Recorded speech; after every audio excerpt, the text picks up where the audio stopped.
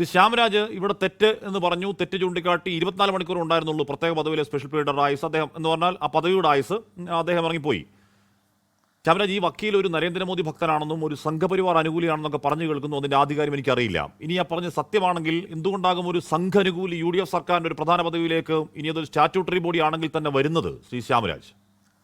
ഹാഷ്മി, ഇപ്പോൾ നമ്മൾ നമ്മുടെ കഴിഞ്ഞ തെരഞ്ഞെടുപ്പ് കാലത്തൊക്കെ നമ്മൾ കേട്ട പാട്ടുണ്ടല്ലോ, പോറ്റിയെ കയറ്റിയെ എന്നൊക്കെ പറഞ്ഞിട്ട്. അപ്പോൾ അതിന് ബാക്കി കൂടി ഇപ്പോൾ എന്തായാലും കിട്ടിയിട്ടുണ്ടല്ലോ. സ്വർണം കട്ടവരാരപ്പ, സഖാക്കളാണ് അയ്യപ്പ, സ്വർണം വിറ്റവരാരപ്പ, കോൺഗ്രസ്സുകാരാണ് അയ്യപ്പ എന്നുള്ളതായല്ലോ. ഇപ്പോൾ ആരെങ്കിലും എവിടെയെങ്കിലും വന്നിട്ട് ഏതെങ്കിലും കള്ളന്മാരെയൊക്കെ പിടിച്ചിട്ട് നിങ്ങൾ ഈ സംഘപരിവാർ അനുകൂലി മോദി അനുകൂലി ഒന്നും ആക്കേണ്ട ആവശ്യമില്ല. അവരേതെങ്കിലുമൊക്കെ പോസ്റ്റ് ഇട്ടിട്ടുണ്ടാവും, ഫേസ്ബുക്കിൽ എന്തെങ്കിലുമൊക്കെ പറഞ്ഞിട്ടുണ്ടാവും എന്ന് പറഞ്ഞിട്ട് കോൺഗ്രസ്സുകാരും കമ്മ്യൂണിസ്റ്റുകാരും ഉൾപ്പെട്ടിട്ട് കൊള്ളയല്ലേ, എന്നാൽ കുറച്ച് സംഘപരിവാറിൻ്റെ തലയിൽ കൂടി ഇട്ടേക്കാം എന്ന് പറഞ്ഞിട്ട് പറയേണ്ട ആവശ്യമൊന്നുമില്ല കാശ്മീർ. ഇത് ഈ ശബരിമലയിലെ കൊള്ള മൊത്തം നടത്തിയിട്ടുള്ളത് കോൺഗ്രസ്സുകാരും കമ്മ്യൂണിസ്റ്റുകാരും കൂടി ചേർന്നിട്ട് തന്നെയാണ്.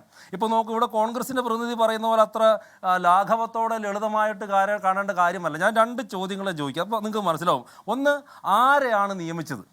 2, എവിടെയാണ് നിയമിച്ചത്? നോക്കൂ, നമ്മൾ മാസങ്ങളോളം കേരളത്തിൽ ചർച്ച ചെയ്ത് ഇപ്പോൾ ഇവിടെ ഇരിക്കുന്ന കോൺഗ്രസിൻ്റെ പ്രതിനിധികളും കേരളത്തിലെ മുഴുവൻ കോൺഗ്രസ്സുകാരും അടക്കമുള്ള ആളുകൾ സമരം ചെയ്ത് കേരളത്തിൽ മാസങ്ങളോളം പൊതുജനങ്ങൾ മുഴുവൻ ചർച്ച ചെയ്ത് ഈ കഴിഞ്ഞ തിരഞ്ഞെടുപ്പിനെ വരെ സ്വാധീനിച്ച ശബരിമലയിലെ സ്വർണ്ണക്കൊള്ളയാണ്.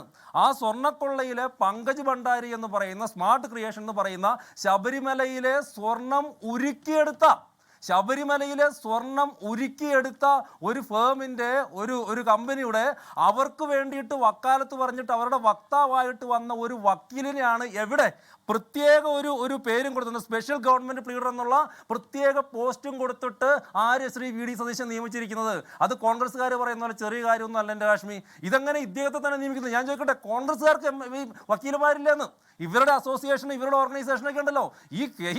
ഈ സംസ്ഥാനത്ത് 900 വക്കീലന്മാരുണ്ടായിട്ട്, കോൺഗ്രസ്സുകാരുടെ നേതാക്കന്മാർ തന്നെ വക്കീലന്മാരുണ്ടായിട്ട്, വക്കീലന്മാരുടെ സംഘടന അവർക്കുണ്ടായിട്ട്, ഈ സ്മാർട്ട് ക്രിയേഷൻസ് എന്ന് പറയുന്ന ശബരിമലയിലെ സ്വർണം ഉരുക്കിയ ആ കമ്പനിയുടെ അവർക്ക് വേണ്ടി ന്യായീകരിച്ച ആളെ തന്നെ എന്തിന് ഇവരോട് കൊണ്ടുവന്ന് വെച്ചു? പ്രത്യേക പോസ്റ്റും കൊടുത്ത് എന്തിനോട് കൊണ്ടുവച്ചു എന്നുള്ളത് എൻ്റെ ഒന്നാമത് ചോദ്യം. ഇനി നോക്കൂ, കേരളത്തിലെ നിയമ വകുപ്പ് കൈകാര്യം ചെയ്യുന്ന ആരാണ്? ശ്രീ VD സതീശനാണ്. ഒരു പ്രത്യേക പോസ്റ്റ് ക്രിയേറ്റ് ചെയ്യുമ്പോൾ ക്യാബിനറ്റിൽ ചർച്ച ചെയ്യാതെ, ഇപ്പോൾ ഇദ്ദേഹം പറഞ്ഞത് മറ്റേ ദേവസ്വം വകുപ്പ് മന്ത്രി കെ മുരളീധരൻ പറഞ്ഞിട്ട് ഒഴിവായത് എന്താണ്? അദ്ദേഹം ആ ക്യാബിനറ്റിൽ പങ്കെടുത്തില്ല എന്നുള്ളതാണ്. ഞാൻ മനസ്സിലാക്കിയെടുത്തോളം, തെറ്റാണ് തിരുത്താൻ കേട്ടോ, ഞാൻ മനസ്സിലാക്കിയെടുത്തോളം ക്യാബിനറ്റിൽ പങ്കെടുത്തില്ലെങ്കിലും ക്യാബിനറ്റിന് തൊട്ട് മുമ്പ് ക്യാബിനറ്റ് നോട്ട് എന്നുള്ള രീതിയിൽ മുഴുവൻ ആളുകൾക്കും എന്താണ് ചർച്ച ചെയ്യാൻ പോകുന്നതെന്നുള്ളതിൻ്റെ ഒരു നോട്ട് കൊടുക്കും. അങ്ങനെ എല്ലാവർക്കും നോട്ട് കൊടുത്തിട്ട് മുഖ്യമന്ത്രി, നിയമകാര്യ വകുപ്പ് കൂടി കൈകാര്യം ചെയ്യുന്ന മുഖ്യമന്ത്രിയുടെ അറിവോടെ അല്ലാതെ ഒരു സ്പെഷ്യൽ പോസ്റ്റ്, പ്രത്യേക പോസ്റ്റ് കൊണ്ടുവരാൻ വേണ്ടി കേരള സർക്കാരിന് പറ്റുമെങ്കിൽ അദ്ദേഹം ഈ പണികൾ നിർത്തി പോകുന്നതാണ് നല്ലത്. നോക്കൂ, മുഖ്യമന്ത്രി തന്നെ വകുപ്പ് കൈകാര്യം ചെയ്യുമ്പോൾ അദ്ദേഹം അറിയാതെ ഇത്തരത്തിലുള്ളൊരു പോസ്റ്റ് ക്രിയേറ്റ് ചെയ്യപ്പെട്ടു എന്നാണ് കോൺഗ്രസ്സുകാർ പറയുന്നത്. ഇവരെന്താ, നമ്മളും ചോറ് തന്നെ അല്ലേ, അല്ലാതെ ഇവര് ചോറും നമ്മൾ ചപ്പാത്തി ഒന്നുമല്ലല്ലോ, എല്ലാവരും ചോറ് തന്നെ. ശ്യാമരാജ്, ഇവിടെ ഈ VR പറയുന്ന പോലെ ഇപ്പൊ എല്ലാ നിയമനങ്ങളും മുഖ്യമന്ത്രിയോ അതിന് തലപ്പത്തുള്ള മന്ത്രിമാരോ അറിയണമെന്നില്ല. ആണിയടിക്കുന്നവർ ഇടനിലക്കാരായ ഈ പറഞ്ഞ കോൺട്രാക്ടർമാരും മേശന്മാരൊക്കെ ഉണ്ടാവുമോ? അങ്ങനെ മേശന്മാർ ഇപ്പോൾ ശ്യാമന് ഒരു കാര്യം ഉറപ്പാണ്, ഈ കക്ഷി ദേവസ്വം കേസുകളിൽ അഗ്രഗണ്യനാണ്. ഈ കക്ഷി ദേവസ്വം കേസുകളിൽ വാദിച്ച് ഒരുപാട് നല്ല ട്രാക്കുകളുള്ള, കൊട്ടിയൂർ കേസിലടക്കം വിശ്വസ്തയോടെ വാദിക്കുന്ന ഒരു അഭിഭാഷകനൊക്കെയാണ്. അദ്ദേഹത്തിന്റെ പ്രൊഫഷണൽ ഇന്റഗ്രിറ്റിയിൽ നമുക്ക് സംശയങ്ങളൊന്നുമില്ല. അദ്ദേഹം ഈ പറഞ്ഞ ഭണ്ഡാരിയുടെ വക്കീലാണെന്ന് മാറ്റി നിർത്തിയാൽ, ശ്യാമരാജിന് ഈ ഭണ്ഡാരിയുടെ വക്കീലാണെന്ന കാര്യം മറച്ചു വെച്ച് ബാക്കി കാര്യങ്ങളൊക്കെ പറഞ്ഞ് മുഖ്യമന്ത്രി കൊണ്ട് തെറ്റിദ്ധരിപ്പിച്ചതാണെങ്കിലോ ശ്യാമരാജ്? ഇതാരാണ് ഹാഷ്മി? ഈ KB പ്രദീപ് എന്ന് പറയുന്ന പേര് ശ്രീ VD സതീശൻ ഇതുവരെ കേട്ടില്ലേ? VD സതീശൻ ആരാണ്? കോൺഗ്രസിന്റെ ഏതെങ്കിലും പഞ്ചായത്ത് മെമ്പർ ഈ പേര് കേട്ടിട്ടുണ്ടാവില്ലേ? ഏതെങ്കിലും ബൂത്തിൽ തലത്തിൽ പ്രവർത്തിക്കുന്ന ഒരാളല്ല. ഈ ഇദ്ദേഹത്തിന്റെ പേര് കേൾക്കാത്തതാരാ? പ്രദീപൻ എന്നുള്ള പേര് കേൾക്കാത്തതാരാണ്? കേരളത്തിലെ രാഷ്ട്രീയ രംഗത്ത് പ്രവർത്തിക്കുന്ന ആളുകളാരാ ഉള്ളത്?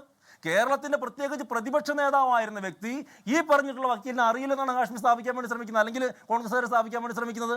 അത് അറിയാതിരിക്കും എന്റെ കാശ്മീർ. അതാണ് അങ്ങനെ അറിയാതിരുന്നാൽ, അങ്ങനെ അറിയില്ല എന്നാണ് VDയുടെ വാദമെങ്കിൽ പിന്നെയും പോയി കുരുക്കിപ്പെടുക. ഇത്രയും പ്രധാനപ്പെട്ട നിയമനങ്ങൾ അറിയാതെയാണോ CM കസേര നിയമനത്തിൽ കുരുക്കിപ്പെടുക? രണ്ടും ഇപ്പോ ഞാൻ അറിഞ്ഞുകൊണ്ടാണെന്ന് പറഞ്ഞാലും പ്രശ്നം. ഇപ്പൊ അടുത്ത മന്ത്രിസഭാ യോഗത്തിൽ VDയുടെ ചോദ്യം ഉണ്ടാവില്ലേ?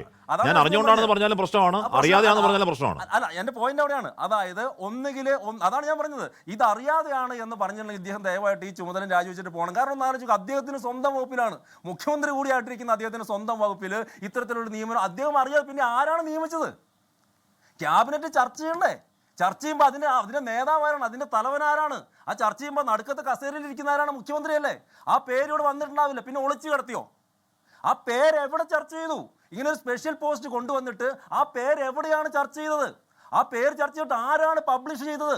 ഇത് ഈ കോൺഗ്രസിന്റെ നേതാക്കന്മാർക്ക് ആർക്കും ഈ ഒരു വ്യക്തിയെ അറിയുകയില്ലെന്ന് പറഞ്ഞാൽ കാശ്മീർ വിശ്വസിക്കാൻ വേണ്ടി പറ്റുമോ? കഴിഞ്ഞില്ല ലാസ്റ്റ് പോയിന്റ് നോക്കൂ. അതിനർത്ഥം എന്ന് പറയുന്നത് ഇവർക്ക് ആരെയോ പ്രൊട്ടക്ട് ചെയ്യാനുണ്ടെന്നേ.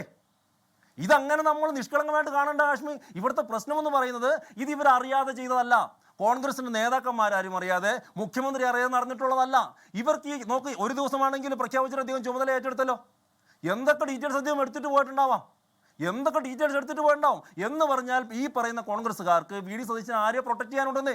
അതാണ് നമ്മൾ ശബരിമല സമരത്തിന് തുടക്കം മുതൽ നമ്മൾ ഇപ്പോൾ ചർച്ച ചെയ്തുകൊണ്ടിരുന്ന അടൂർ പ്രകാശൻ അടക്കമുള്ള ആളുകളും സോണിയാഗാന്ധിയും ഒക്കെ ആയിട്ട് ബന്ധപ്പെട്ട് ഈ പറയുന്ന ആളുകളുമായിട്ട് സോണിയാഗാന്ധിനെ കാണാൻ വേണ്ടി പോയത് എന്തിനാണെന്നുള്ള ചോദ്യത്തിന് ഉത്തരം ഇപ്പോഴും കൊടുക്കാത്തത്?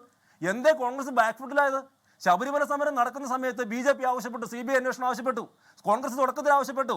ഈ അടൂർ പ്രകാശിന്റെ സോണിയാഗാന്ധിയോടൊപ്പമുള്ള ഫോട്ടോ വന്നതിന് ശേഷം ഇവരെന്താ ബാക്ക് ഫുട്ടിൽ പോയത്? ഇപ്പൊ എന്താ ഇതുവരെ CBI അന്വേഷണം ഇവർ പറയാത്തത്? ഇതുവരെ അതിന് ഉത്തരം കൊടുക്കാൻ വേണ്ടി ഇന്ന് വരെ ഇവർക്ക് ഉത്തരം കൊടുക്കാൻ വേണ്ടി പറഞ്ഞിട്ടില്ല. അടൂർ പ്രകാശ് അന്ന് പറഞ്ഞത് നിങ്ങൾക്ക് ഓർമ്മയില്ലേ? ഈ പറയുന്ന പോറ്റി സോണിയാഗാന്ധിയുടെ അപ്പോയിന്റ്മെന്റ് പോറ്റിക്ക് കിട്ടിയെന്ന് പറഞ്ഞപ്പോ ആ പോറ്റിയുടെ കൂടെ പോയതാണ് അടൂർ പ്രകാശ് എന്ന് ആലോചിച്ച് നോക്കണേ. കേരളത്തിന്റെ MP ആയിരുന്ന ഒരാൾ പറയാണ്, UDF കൺവീനർ ആയിരുന്ന ആൾ പറയാണ്, ഏതോ ഒരാൾ അദ്ദേഹത്തിന്റെ നേതാവിന്, ഏതോ അടൂർ പ്രകാശിന്റെ നേതാവ് സോണിയാഗാന്ധിയെ പോലുള്ള ഒരാളെ കാണാൻ പോയത് പോറ്റിക്ക് അപ്പോയിന്റ്മെന്റ് കിട്ടിയതുകൊണ്ടാണെന്ന് നിങ്ങൾ വിശ്വസിക്കുന്നുണ്ടോ? ഞാൻ എന്തായാലും വിശ്വസിക്കുന്നില്ല, ഞങ്ങളാരും വിശ്വസിക്കുന്നില്ല. എന്ന് പറഞ്ഞാൽ ഇവർക്ക് എന്തായാലും ആ നിയമനം, ഈ ആരോപണം CPM-നും നിങ്ങൾക്ക് BJP കുറച്ചുകൂടി രൂക്ഷമായി ഉന്നയിക്കാൻ അവസരം നൽകുന്നു എന്ന തർക്കമാണ്. താങ്കൾ നേരത്തെ പറഞ്ഞു ഇവരുടെ അഭിഭാഷക സംഘടനയില്ലേ എന്നൊക്കെ ചോദിച്ചല്ലോ. അതിനകത്ത് ഈ പറയുന്ന കേരള ഹൈക്കോടതിയിലെ സർക്കാർ അഭിഭാഷക നിയമന പട്ടിക സംസ്ഥാന സർക്കാർ തലവേദനയാവുകയാണ്.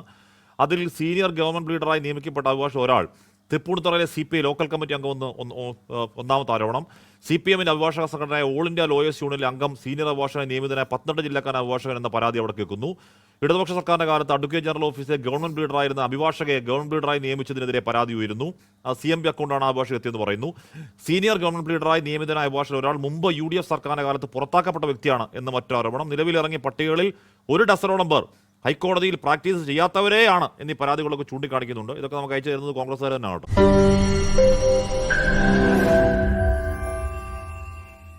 ലോകത്തെവിടെയായാലും ഏത് സമയത്തും 24 വാർത്തകളും ഓഗ്മെന്റഡ് റിയാലിറ്റി പാക്കേജുകളും എക്സ്പ്ലെയിനറുകളും വിശദമായി കാണാൻ ഞങ്ങളുടെ YouTube ചാനൽ നിങ്ങൾക്ക് സബ്സ്ക്രൈബ് ചെയ്യാം.